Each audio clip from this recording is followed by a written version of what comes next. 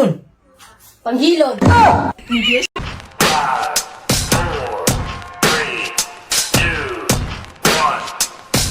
Lab, pahingi 50. Anin mo yung 50? Ipapatuloy ko sana yung anak natin para tumangkad. Oh, ito 100. Ha? Ba't 100? 50 lang yung hinihingi ko ha. Patuloy ka na rin para tumangkad ka.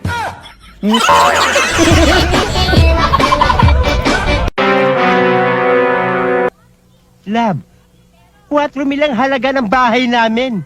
Ang kuryente, 16,000. Lab, wow naman.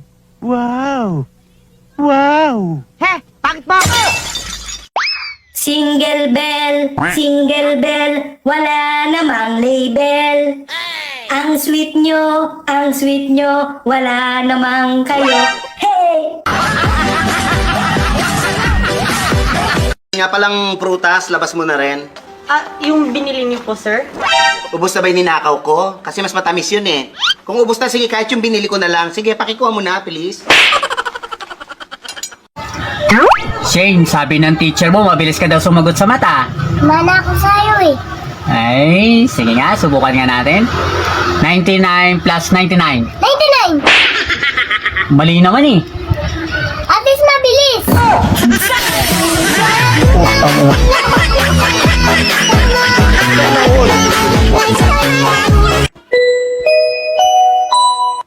Calling the attention para sa mga taong mga kapalang muka. Calling the attention para sa mga taong mga kapalang muka. Ilang layer yan? Kapalan mo pa.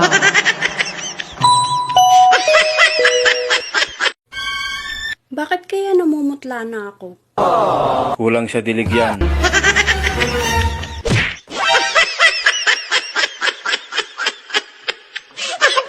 Pre, sabi ng babae sa akin doon, I can smile without you. Ano ba ibig sabihin nun? Ibig sabihin nun, mukha kang pustiso.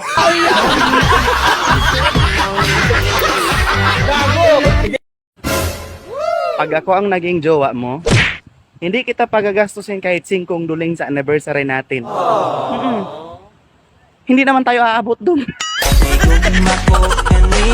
Mindset ba, mindset? Mads, may regalo ako sa'yo sa Pasko. Regalo ka? Ano regalo mo? Hulaan mo. Hulaan. Ano kaya to regalo niya sa akin?